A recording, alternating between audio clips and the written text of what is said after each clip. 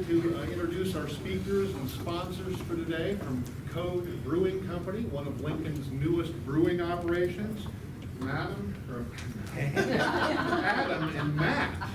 That's our celebrity couple name. Sorry about that, guys. You That's all right. mic'd up?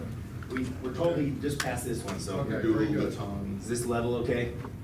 Okay. All right, thank you. I'm not used to mic work, but good morning, everyone. I'm Adam Holmberg. This is Matt Gehring, and we co-founded Code Beer Company in 2017, July 29th to be exact. So we've only been open for about 10 months. So we're happy to be here and share our story. And I think we don't really have a set agenda here, but I thought we might just share a little bit about our backstory and how we built the thing. We bootstrapped it ourselves, so we have a lot of trials and tribulations as part of this story. And so, but we'll kind of talk through that, and if anybody has questions along the way, feel free to interject, because we will try to keep it loose here. So, where to begin? Our story, our journey to brewing started in separate places. We both developed an interest in craft brewing independently. We've actually been friends since junior high, I guess. We grew up in the same hometown, so longtime friends. But our careers took us apart. We began brewing separately, and eventually ended up back in the same town. At some point, I recognized that Matt's product was far superior to mine. And I'll let him tell it from his perspective, but from my perspective, I saw a lot of good beer being made, and I kept finding myself saying, I would pay money for this. So every time we get together drinking, it'd be trying to goad Matt into going pro, and eventually it stopped being flat out no, and we started talking about it and planning it, and after years of planning and work, we finally got there last year. So yes, can you hear me? Yeah. Like Adam, his microphone's making me nervous, so if you can't hear me, I'm just trailing off. Tell me to get that thing closer to my face. Yeah, I started home brewing about 8 or 9 years ago. Just actually a mutual friend of ours invited me over one day. He was gonna do a little extract batch in his garage, and I thought, making beer, how cool is that? Like, how do you even do that? So I went over there, kind of helped him out as little as I could, mainly just watching and asking way too many questions. But from that day on, just kind of got bit by the bug of, being able to make something. I really was kind of getting into craft beer at the time, and so for me, it was a way to also help learn more about craft beer and just, expand my horizons. And so that's pretty much how I got started. And like a lot of home brewers, if you talk to many of us, it goes from a hobby to an addiction in about, record time, sometimes like a year, 6 months. Like for me, it was about a year. I just couldn't, I wanted to expand my equipment, brew more, brew often. My beer was not that great at that point. So it was, what can I do to make it better? Books, internet, a lot of that stuff. So I'm mostly self-taught and just kind of the experience of doing it, feeding it to friends like Adam and the like. So as he said, he had moved back to Nebraska and was kind of looking, I think, to try and win me over into starting a brewery. So it would come up a lot when we'd go out and have some beers, and eventually, it was always a dream of mine, and I didn't think it was ever a reality. And I thought, well, this might be, like, if he's really serious about it, I'll just start throwing some stuff at him and see if I can get him to flinch, and like, oh, this, yeah, never mind, that was a bad idea. He didn't flinch, which was good, but, and it just started to sink into me, like, this could happen. Like, if we really wanted this to happen, this could happen. Like, it literally just got to the point of, it means quitting your job, losing some of the security that you've built up, but at the same time, really having a chance to go out and do something, as opposed to, kind of the status quo, working for somebody else. I was an art director. I loved what I did, but, there are days where you're like, is this it? And so kind of the idea of building something from scratch with one of your good friends that you've known for a very long time was, it just really started to sound more and more appealing. So I think that was kind of the moment. That was the let's do this moment. And from there it became, usually the biggest thing with breweries is equipment. I mean, it is super equipment intensive and capital intensive to start a brewery. So much so that, I mean, most breweries that you're seeing opening have been in motion for like 2 years with federal permitting, construction build outs, just sourcing equipment. A lot of this stuff isn't built until you pay for it. So, and then it comes with like a 4-month lead time on that, you know, so it's really a long drawn out process. So as we kind of started to get into that, you know, it was, how are we going to be able to do this? You know, there are various ways to do it, from as DIY as you can get to, I mean, if you have a lot of money, you can just pay somebody to basically set it all up for you. We were kind of in that first chunk, the DIY chunk, but we're DIY kind of guys, so it was perfect for us. Yeah, we just kind of started looking around for used systems. We realized a used brew house was gonna make our money go farther. And we, you know, never brewed professionally and don't really deserve this $500,000 brand new brew house. So, you know, I kind of wanted to earn it, you know, start small and work into it. So, yeah, we were looking around at used brew houses. Luckily landed on one that was in Chicago, so not too far away. And it was a brew pub system. So basically a restaurant that brewed their own beer, and it's owned by Goose Island. So I don't know, some of you may be familiar with Goose Island, but they're kind of working around Wrigley Field, closing down a lot of those shops, so they had to get rid of the system. Thankfully, we were right place, right time, but one of the caveats of that was you have to come take it out yourself. It's like set up and ready to brew on still. So, yeah. You want to interject here? Sure. Like, just to add a little antagonism to the story. Matt saw this thing come on the market. It was priced right, and we bit the bullet, jumped on it sight unseen, and then began to learn what is it going to take to get this thing home. It's a gigantic set of equipment. And additionally, they were preparing to raise the buildings in this area for redevelopment, but they weren't going to shut the restaurant down until the Cubs were out of the playoffs for that year. It's 2015. They made the playoffs. It was uncertain how long that would be, so we were waiting for that to end, and yet we knew it had to be out by the end of November. Yeah, it was just like a month window there. So there's a fixed end date and an uncertain when we could start, but we began to plan around that. We went out to Chicago once and tried to get some stuff. Came home mostly with an empty trailer, but did some planning with, we've never hired rigging companies, for example. Got some of that figured out and came back a few weeks later. And we spent a good solid 4 days, just the two of us, and we had a friend of mine helping for a little bit, but we basically, we lived in the Wrigleyville hostel. But really, we lived in the brewery where we were working 20 hours a day, and we'd go crash for a little bit, sleep a little bit, but rip the thing out ourselves. There's a lot there. We had to take the front of the building off to get some of the equipment out and then replace it. We were in there hacking, pulling electrical, there's sparks flying, there's sauce. I mean, but we got the thing ripped out, got it on a couple trailers, and brought it home in a blizzard. And then there we were with our brewery. No, it sat in a shed for about a year. Well, we figured out what else do we have to do here.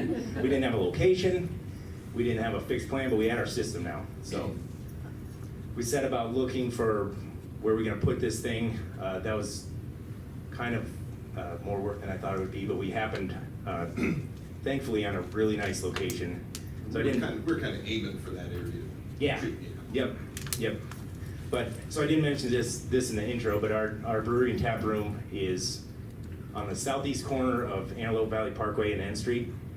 So that also happens to be the northwest corner of the new Telegraph District development. So we're there early, but we're really excited about the direction of the neighborhood. So, all right. So we got our place, and then what? You want to? Yeah. So. And once we got our place, when we first looked at it, I was like, there's no way there's going to be a brewery in here. It was terrible looking.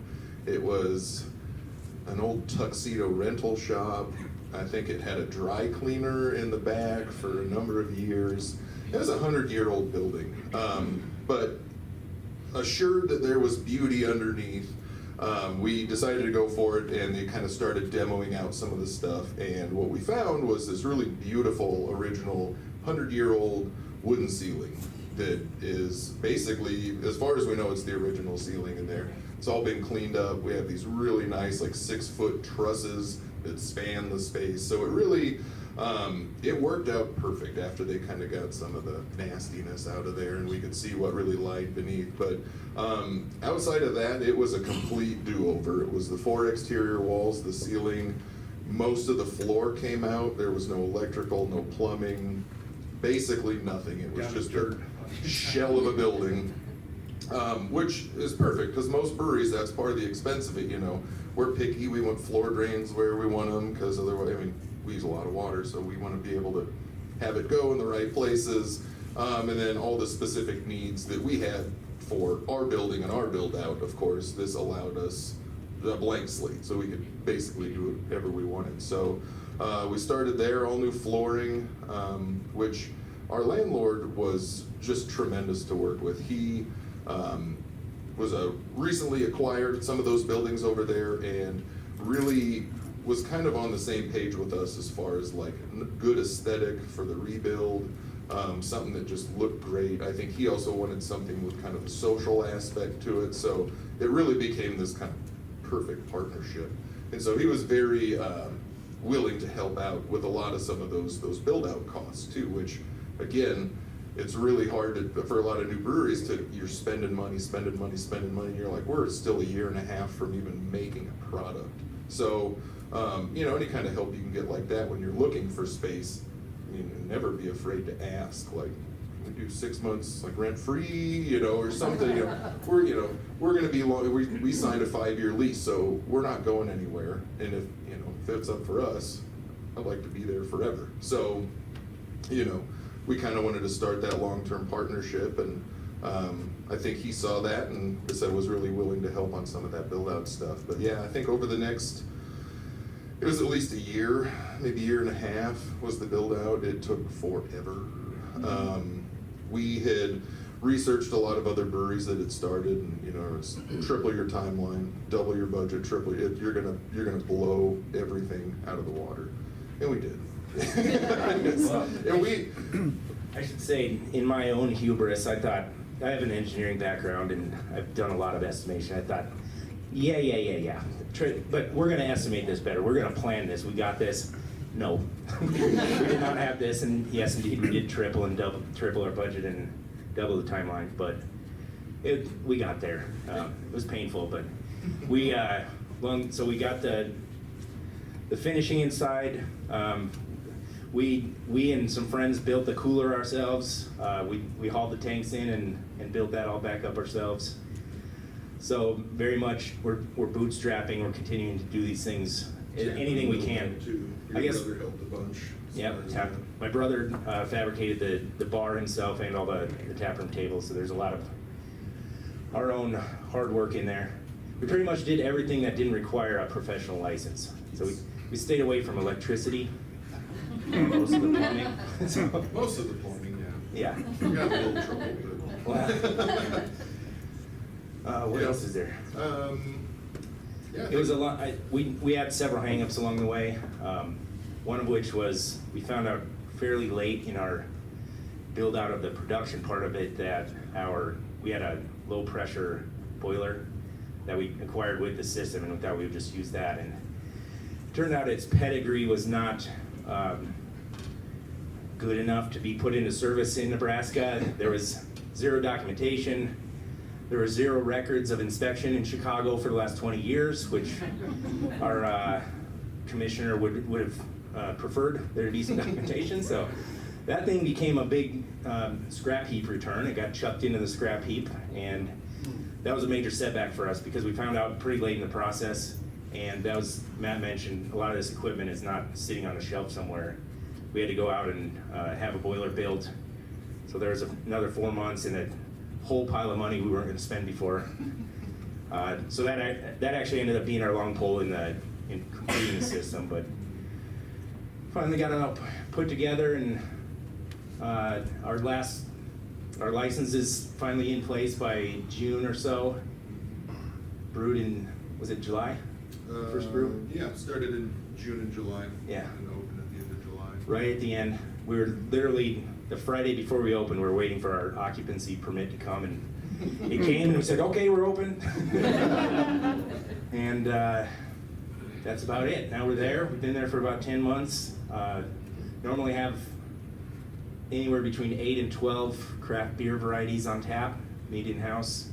We also offer soda, wine, and cider for people who don't care for craft beer. And we try to do a lot of partnerships with food trucks. We don't have an in-house kitchen, but we found the food truck partnership to be pretty nice. Keep some variety going. Yeah, absolutely. What else? I think we're coming up on 15 minutes, so I don't want to draw it out here. I know I've got Questions? Yeah. Yes, please. Curious about the name Oh, yeah. and how you came up with that, and then do you have any plans for bottling? Okay, so first question, the name Code Beer Company. Turns out naming is hard.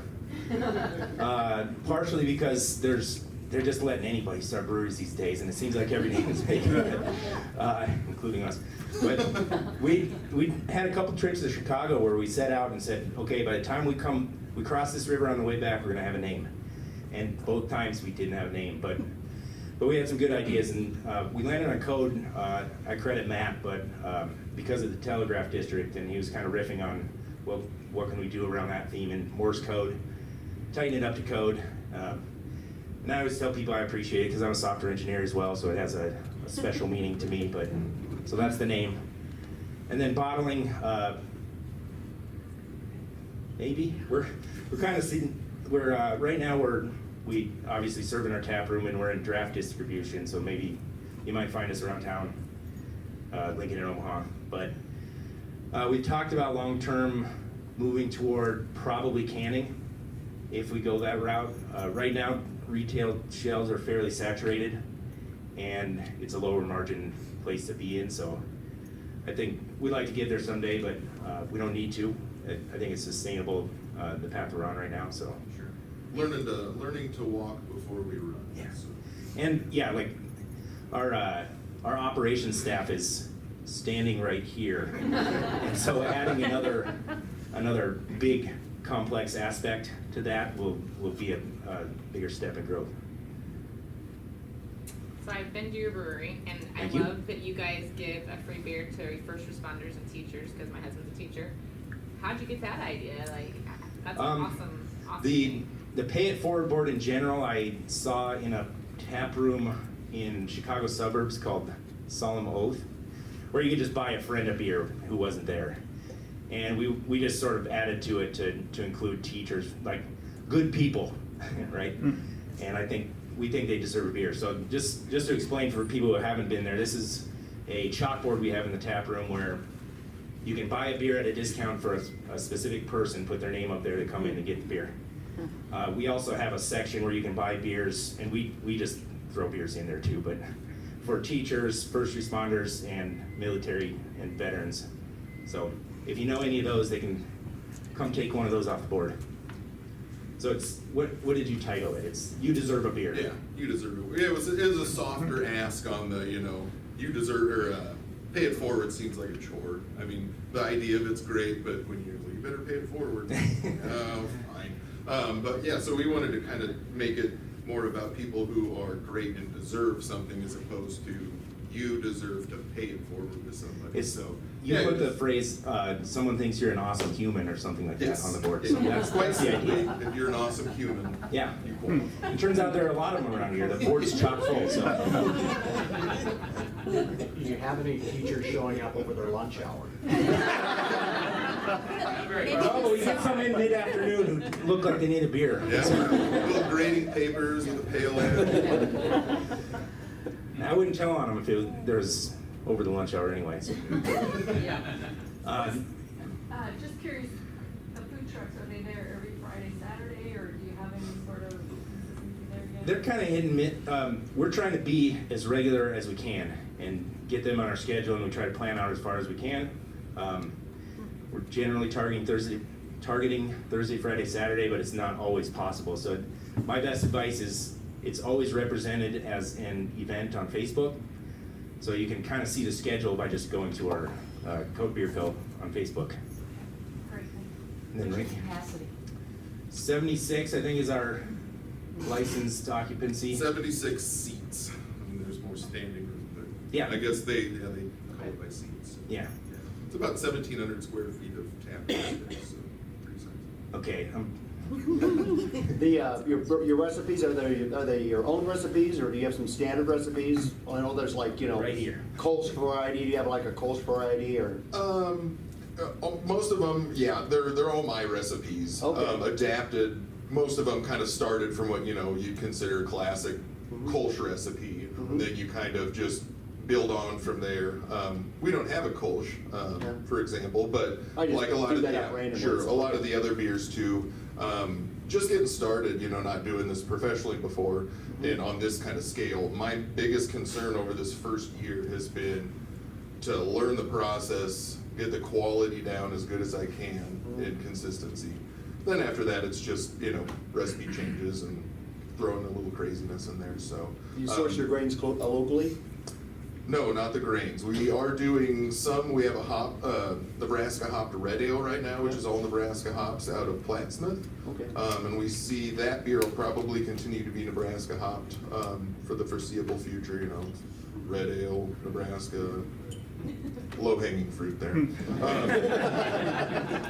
But there is a new malt house that's actually starting up right outside of Omaha. And so hopefully in the future the possibility to get some local malts will grow.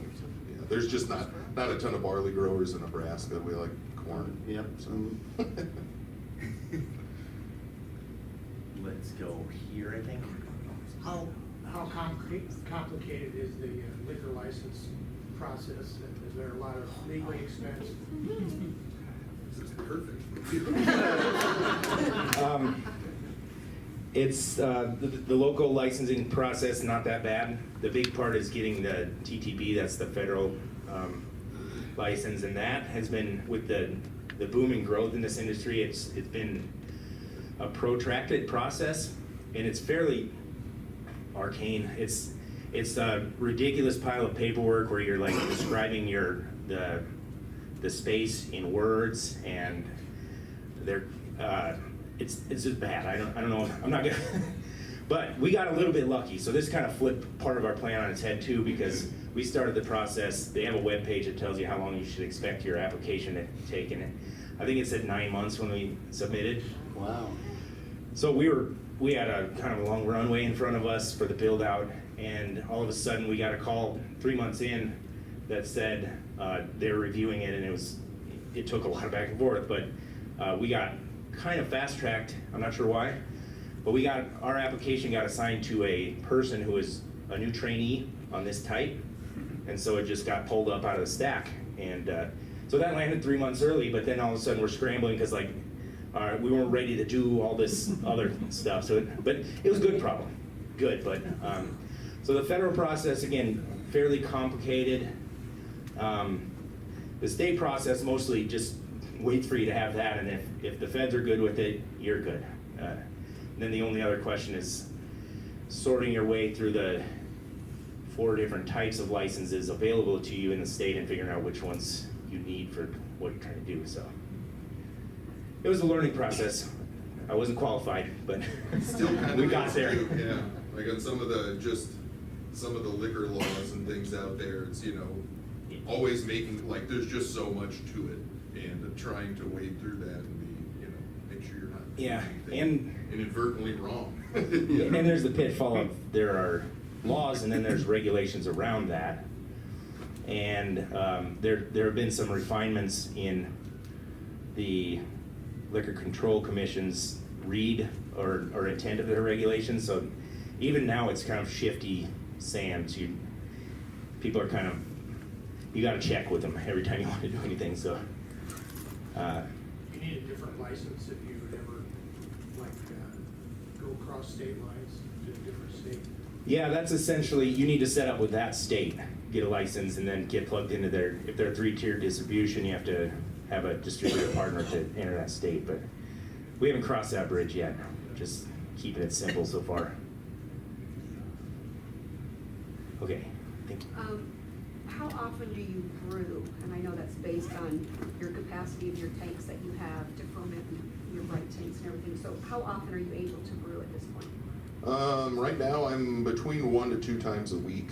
And our brew house size, each batch, if we go full size, is roughly 500 gallons. So pretty good size. Because we sourced that, we got that really good use equipment, we were able to get into a bigger brew house than we originally planned on. So again, just thinking long-term, it saves us money down the road. But yeah, right now it's about 1 to 2 times a week. But I mean, we have so much more capacity down the road. You know, like I said, 'cause we set up with this brew house that we could get to the point where we were doing 3, 4, 5 times a week and producing a lot of beer. So I think it gives us a long runway. So you have enough tanks to let them ferment and everything? Yeah, right now we have 4 fermenters, and then 2 different conditioning tanks, and so basically, you know, a beer will take anywhere from 7 to 14 days in a fermenter, and so that's a lot of what I do is constantly tank scheduling, looking at, you know, we don't like to sit on tons and tons and tons of inventory, because it's just money hanging out, sitting there. And so I do a lot of keeping things very lean. Kind of makes my job a little more stressful, but I think it's just better. You know, so way in the back there. Yeah, along the way, you guys said you did the things that didn't require a professional. What were some of the professional people that you did require to get through this? Attorneys, accountants, any of those people? I think as far as the legal side of that, I will let Adam speak to that. I was there most of the time with a lot of the contractors, so Okay. like as far as that part goes, obviously electricians, plumbers, we had a specific place come to do just the floors in the tap room and the floors in the back. Our steam boiler, as Adam was talking about earlier, requires steam pipe fitters to come do all of that. Then there's different boiler techs, and that actually has its own regulations where it gets, so we just got our annual review yesterday, I forgot to tell you that. And let's see, yeah, we had a new insulation layer put on the roof, and so those people did that because it has like a 60-year warranty, so anything that happens on the roof, you have to call them, they have to come seal it up or the warranty's void. So HVAC, you know, but a lot of the stuff we were doing was, you know, all the mechanical setup of our brew house. You know, there was really nothing against that. Did you find your own location, or did you have Yep. a realtor to help you with that? No, yeah, I stumbled onto it one day. I was driving down to our area that we're in to look at a different building, and as I was sitting at a stoplight, you know, there's our building with just this big phone number in the window, and I'm like, well, that looks pretty sweet. And so the other building we were looking at, they didn't even want to let us have it, so their loss, our gain. This building's bigger, and it's got better curb appeal, I Do you think. have employees now? Yes, we are. So as Adam said, I'm the Lone Ranger in the back. So basically anything that comes to producing, packaging, you know, all of that stuff, most of the event stuff too. I'm about the only one that still knows how to set it all up. So I get to go do all of those, which is great though. I love talking to people and drinking beer. But then we have a taproom manager was our first actual hire. Is both Adam and Adam still has his full-time job, 3 kids, and is doing all the like accounting, paper, like the not fun stuff. And so I'm doing all the stuff in the back, and we realized all the event coordination, coordinating servers, hiring servers, running the tap room. We didn't have the space for that, and we wanted somebody that could do that and own that. And so that was our first hire, and then from there, you know, we have maybe 4 or 5 servers in addition, but that's about it. We're running pretty lean right now, maybe a little too lean. If anyone's looking for a part-time server, you You got time for one more question? So have you ever done live music, or are you contemplating it, because that would be a good fit for you? Yeah, we've had an acoustic performer in there occasionally. I think we're not quite well set up for that. We haven't controlled our reverberation as much as we want to get. And it's a bit of an awkward thing if someone's doing a performance and others are just there to talk. It's kind of it's neat to have the music there, but I also feel bad when I'm like my back to the musician talking to someone else. So we've experimented, but it's not a regular thing for us. Yeah, part of our shtick in our tap room is, promoting conversation and social. Yeah, and to that end, we keep the music low intentionally. I never want to be yelling across the table to my companion. Yeah, like a lot of new modern spaces, cement floor, brick, it's a lot of hard surfaces. Yeah. Well, I know like the Harbor, they're trying to do Friday night, just local people coming in and just to expose them and expose your place both, so not a regular, but just like Yeah. a night. Yeah. Yeah, and we're totally into that kind of thing. It's just, really loud rock band might, Yeah. people lose their hearing in that. Well, guys, thank you very much. Matt and Adam with Code Brewing Company, thank you very much. Your Focus Sweet mug. Awesome. And I want to ask you, with this style of mug, what type of beer is appropriate? Well, I'm thinking maybe the one that we served last night at the Mills' first concert series down in the Telegraph. We had a coffee porter, so that's what I thought. Oh, wow. That would be interesting. Thank you very much for being here. Please hang around, ask them more questions, come up and meet them. And then don't forget, Daniel Anderson has got his photo booth set up around the corner, so